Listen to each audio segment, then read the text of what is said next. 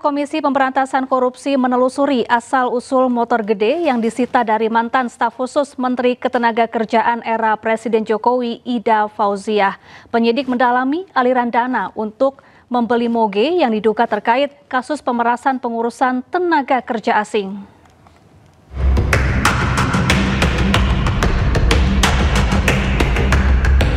Komisi Pemberantasan Korupsi tengah menelusuri asal-usul motor gede yang disita dari mantan staf khusus Menteri Ketenagakerjaan era Presiden Jokowi, Ida Fauziah. Penyidik KPK mendalami asal-usul uang yang dilakukan guna membeli moge.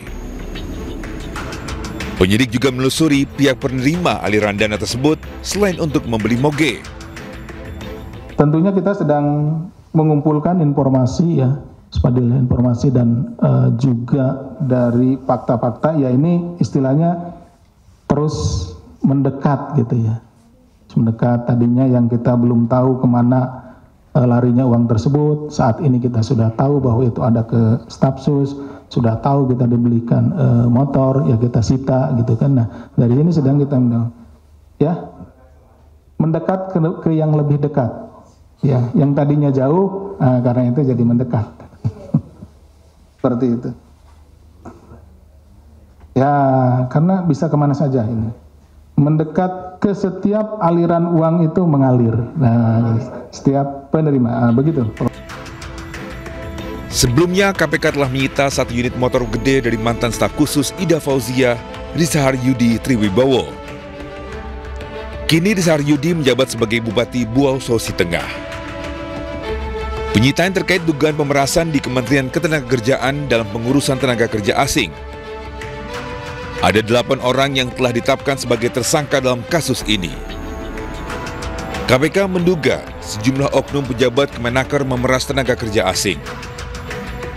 Kasus ini disinyalir terjadi pada 2019-2023 dengan bukti uang senilai 53 miliar rupiah. Dari Jakarta, tim Liputan iNews melaporkan.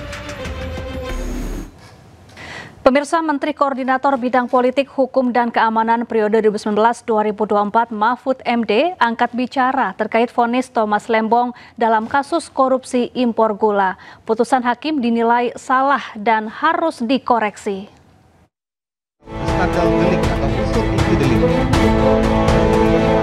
Usai divonis 4,5 tahun penjara, terpidana korupsi gula Thomas Trikasih Lembong mengajukan banding ke Pengadilan Negeri Jakarta Pusat. Banding ini dilakukan karena ada sejumlah kejanggalan. Menko Polhukam periode 2019 hingga 2014 Mahfud MD menilai hakim melakukan kesalahan dengan menjatuhkan hukuman pidana terhadap Lembong. Karena sepanjang persidangan tidak ditemukan niat jahat atau mens rea dalam perbuatan Tom Lembong. Saya selama ini tidak pernah sekalipun rasanya menyalahkan pengadilan yang menghukum koruptor. Tidak pernah sekali. Betul. Saya selalu mendukung kalau orang terdakwa korupsi itu dihukum. Tapi kali ini beda. Menurut saya putusan Tom Lembong ini salah. Pengadilannya salah. Salah dalam arti harus dikoreksi. Bukan salah kita mau mengintervensi independen. Harus dikoreksi melalui banding dan proses-proses lain, termasuk penilaian publik. Karena yang terjadi di dalam putusan itu kan jelas hakim mengatakan tidak ada mens rea. Iya kan? Dikatakan sendiri oleh hakim. Makanya saya lalu menanggapi ini bahwa putusan itu salah. Saya bilang salah aja. Meskipun seharusnya keliru atau kurang tepat, tapi saya bilang salah. Karena ini memang harus dikoreksi. Sementara itu Kejagung membantah tidak adanya mens rea dalam vonis Lembong. Prinsip asas hukum pidana itu kan tiada pidana tanpa kesalahan. Pasti kan ada kesalahan di situ. Mens rea-nya itu kan yang tidak bilang tidak ada mens rea dari mana? Seingat saya pernah sekilas tidak menikmati tapi tidak ada mens rea kayaknya nggak tahu saya. Di putusan coba dikaji kembali. Delik di pasal 2 menguntungkan diri sendiri atau orang lain. Ya memang nggak, tapi kan menguntungkan orang dan sudah banyak beberapa perkara. Selain itu terkait banding Thomas Lembong, Kejagung menyatakan bahwa jaksa penuntut umum resmi mengajukan banding atas vonis yang dijatuhkan Majelis Hakim Pengadilan Tipikor Jakarta. Pengajuan banding tersebut lantaran adanya perbedaan pendapat terkait kerugian negara.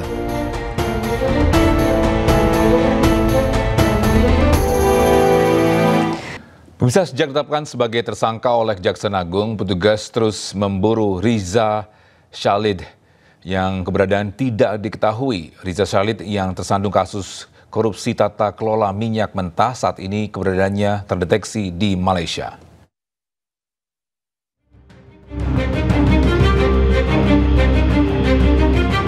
Muhammad Riza Khalid, tersangka dugaan korupsi tata kelola minyak mentah dan produk kilang PT Pertamina, terus diburu. Sejak ditetapkan sebagai tersangka oleh Kejaksaan Agung, keberadaan saudagar minyak itu hingga kini tidak diketahui. Direktorat Jenderal Imigrasi Kementerian Imigrasi dan Pemasyarakatan mendeteksi Riza Khalid saat ini berada di Malaysia.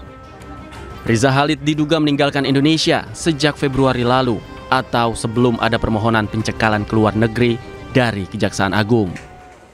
Dari yang kita monitor, yang bersangkutan sudah meninggalkan Indonesia sejak Februari.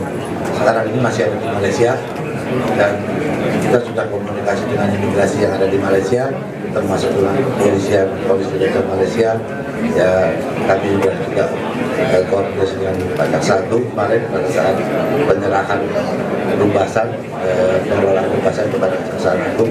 Kami sudah komunikasi dan laporkan kepada beliau posisi yang bersangkutan ada di mana dan beliau sudah tahu yang bersangkutan. Sementara itu, Kejaksaan terus memburu Riza Khalid dengan menjalin koordinasi dengan pihak terkait. Kejaksaan juga melayangkan panggilan pada Riza agar datang dengan keinginan sendiri sebelum dijemput paksa. Terhadap yang bersangkutan berdasarkan pelintasan bahwa yang bersangkutan saat ini katanya kemarin beberapa berdasarkan ada berada di wilayah Malaysia.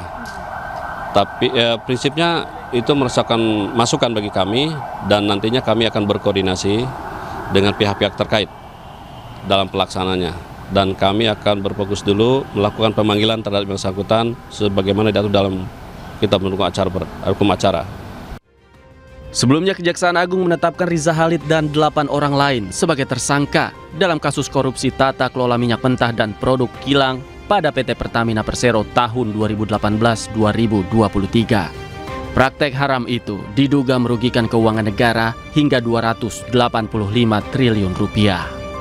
Dari Jakarta, Tim Liputan iNews melaporkan. Ya, sementara itu, Menteri Imigrasi dan Pemasyarakatan Republik Indonesia menegaskan pihaknya sudah berkoordinasi dengan pihak imigrasi Malaysia dan polisi Malaysia terkait keberadaan mafia migas Riza Khalid. Monitor yang bersangkutan sudah meninggalkan Indonesia sejak Februari. Sekarang ini masih ada di Malaysia dan kita sudah komunikasi dengan imigrasi yang ada di Malaysia, termasuk dengan polisi dari Malaysia. Ya, kami juga koordinasi dengan Pak Jaksa Agung kemarin pada saat penyerahan pembahasan pengelolaan pembahasan kepada Kejaksaan Agung. Kami sudah koordinasi dan laporkan kepada beliau posisi yang